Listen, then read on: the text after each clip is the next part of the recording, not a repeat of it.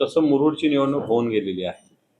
परंतु ज्या पद्धतीनं आमच्यातले गेलेले गद्दार लोक हे बोलत होते की उद्धवजी ठाकरे साहेब काँग्रेसच्या मांडीला मांडी लावून बसतात आणि म्हणून आम्ही शिवसेना सोडतो, तर तेच काँग्रेसच्या मांडीला मांडी लावून बसल्याचं उदाहरण माझ्याकडे अनेक आहेत. पण मी एक सांगतो. आता उमरग्याचं मी दाखवलं, आता मुरुडचं आहे. उमरग्याचं माझ्या माध्यमातून सगळीकडे आलो होतो. आता मुरुडचं मी सगळ्या तुमच्या समोर आणलेलं आहे आणि आणखी बरेच आहे. मी महानगरपालिका इलेक्शन या काळात आणखी एक कशा कोणत्या गावात असं झालेलं आहे सगळं आणेल. याचा अर्थ यांना गद्दारी करायची होती, यांना सत्ता पाहिजे होती, यांना शिवसेना फोडायचीच होती. बाकी यांना काही काँग्रेसची दुश्मनी नव्हती. जर काँग्रेसशी यांचा विरोध असता तर काँग्रेसशी अलायन्स केलंच नसतं गावागावात.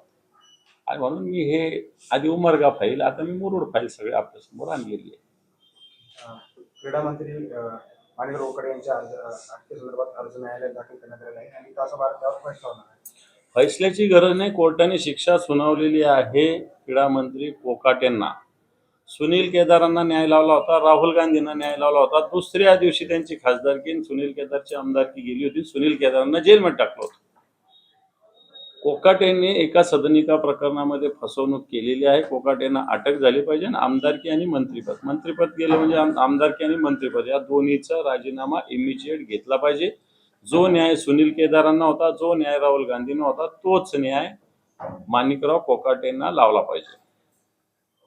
आज आपल्या पक्षाच्या वतीने उमेदवारी अर्ज करायचा आहे, काय नागरिकांचा प्रतिसाद आहे? आणि मला असं वाटतं प्रतिसाद तुम्ही जाऊन बघू शकता. कोणताही व्यक्ती त्याच्या पक्षाचा खूप प्रतिसाद आहे सांगतो, परंतु मी सांगण्यापेक्षा तुम्ही जाऊन बघा की प्रतिसाद आहे की नाही आहे.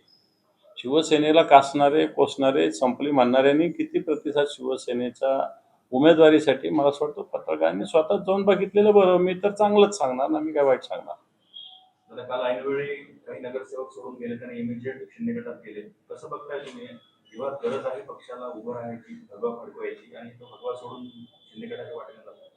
कसं बघताय म्हणजे डोळे वगैरे ठेवून बघतो मी व्यवस्थित त्यांच्याकडे. त्याच्यामुळं त्यांना आता हे गेल्याची बातमी होईच नाही आता, कारण गेले तर असं आम्हाला काही ठीक आहे. आता चालली प्रोसेस ही, त्याला काय फरक पडतो. त्यामुळं बऱ्याच जणाला आता साक्षात्कार होतोय की ज्या शिवसेनेनं आपल्याला मोठं केलं ती शिवसेना आता कामाची, असा साक्षात्कार होतोय त्यांना.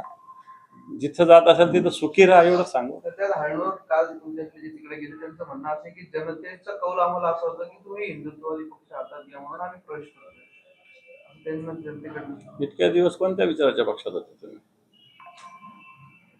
हळणोर शिवसेनेमुळे मोठे झालेले. हळणोर बरोबर एकच कार्यकर्ता असतो, बरोबर आहे. पण शिवसेना नाव आहे म्हणून हळणोर इतक्या दिवस वेगवेगळ्या पद्धतीनं हळणोरांना शहर प्रमुख केलं, सभापती केलं, सभागृह नेता केलं, सभापती ते सांगितलं, स्टँडिंग कमिटीचं ते केलं. आणि असं असताना त्यांना हिंदुत्ववाद आठवतो. मला असं वाटतं जी शिवसेना हे विसरलेले का तुम्ही? ही शिवसेना कशी बाळासाहेबांनी आणली? इथं सुभाष पाटील साहेब बसलेले पहिले जिल्हा प्रमुख आहे. मला वाटतं शिवसेना आणि हिंदुत्ववाद एका वेगळ्या बाजू होऊच शकत नाही, आहेच नाही अशी. त्याला महाविकास आघाडीचं जागा वाटपावरून काही माहिती आहे?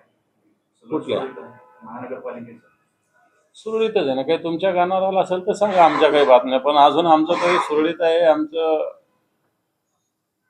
आतून बैठकात झाल्या नाही तर सुरळीत व्हायचं काय प्रश्न आहे. पण या सगळ्या व्हाव्यात, एकत्रित सगळ्यांना लढावं अशा प्रकारची भूमिका आमच्या जी परवा मुख्य समिती निवडणुकीची झाली तिच्यात अशा पद्धतीनं चर्चा करायला काही हरकत नाही महाविकास आघाडी संदर्भात, अशी भूमिका आमची ठरली. परंतु सगळ्यात आधी आमचे इच्छुक कोणत्या वाड्यात आमची शक्ती, उमेदवार मजबूत कुठले, मग आम्ही कोणते सोडू शकतो हा अभ्यास आम्ही करावा आणि नंतरच त्यांच्याशी बोलावं, अशा पद्धतीने आमची भूमिका आहे. तुमची शिवसेना विलास राऊत त्यांनी काल प्रवेश केलाय. त्यांनी त्यांचे मिस्टर नगरसेवक आहेत, त्यांच्या खैरे साहेबांवर आरोप केले की खैरे साहेब मला वारंवार सांगत होते, धमकी देत होते की तुझं घर पाडेल, तुझी बिल्डिंग पाडेल, म्हणून त्याला कंट्रोल मी इकडे प्रवेश केल्यावर आता माझ्या इकडे घर साबूत राहायचं, इकडे पडणार नाही, काही नाही म्हणजे असं. मला वाटतं उगाच एक फॅशन झाली खैरे साहेबांवर आरोप करणं. खैरे साहेबाच्या आशीर्वादानंच इतक्या दिवस ते पदावर आहेत. त्याच्या घरात तर खैरे साहेब खूप मोठं होर्डिंग होतं लागलेलं. आणि आता कशी काय खैरे साहेब वाईट दिसले? काल परवा 8 दिवसापूर्वी मी तिकडे गेलो होतो, त्याच्या घरात होतो. आणि आताच त्याला खैरे साहेब घर पाडणं. खैरे साहेब कमिशनर आहे का अतिक्रमण अधिकारी आहेत? खैरे साहेब घर जोडायचं काम करतील, घर पाडायचं काम खैरे साहेब तरी करणार नाही एवढं आम्हाला माहिती आहे.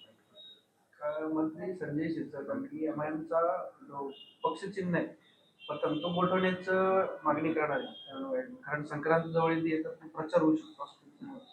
हे पण याला काय अर्थ नाही. आता मी रोज घड्याळ घालतो तर ही गोठवून कुठे गोठवून ठेवायची, हा हात मी काय तोडून ठेवायचा का? या म्हणण्याला काय अर्थ नाही. नैसर्गिक एखादी गोष्टी होत असेल होऊ द्या. मशाली आपण टेंबे लावतो मंदिरामध्ये वेगवेगळ्या ठिकाणी, त्या काय लावायच्या नाही का? त्या म्हणण्याला काय अर्थ नाही. शिरसाट खूप बुद्धिमान आहे असं त्यांच्या डोक्यात असेल. आगामी काळात संक्रांत सण आहे त्या अनुषंगाने पतंग जास्त उडवले जातात. त्यामुळे त्यांचा आक्षेप आहे की नकट त्यांचा प्रचार होऊ नये म्हणून पक्षाने चिन्ह गोठवावं. लोक एवढे वेडे नाही राहिले. आता तुम्ही चिन्ह नाही सांगितलं तरी शोधून चिन्हावर मारतात लोक मारतात. लोक एवढे वेडे राहिलेले नाहीये. असा प्रचार केल्याने प्रचार होत नसतो. लोक सगळे आता सुजाण झालेले आहेत. बरं, ठाकरे बंधू एकत्र येण्यास आपण गृहनिर्माण महानगरपालिकेत जागा वाटपात जवळपास 60 जागा मनसेला देणार असल्याचं निश्चित होते. मला वाटतं किती जागा कोणाला देणार आहे उद्धवजी ठाकरे साहेब लवकरच जाहीर करतील. मी त्याच्यावर बोलणं योग्य ठरणार नाही, परंतु चर्चा चालू आहे. लवकरच या चर्चेची घोषणा होईल. थँक्यू.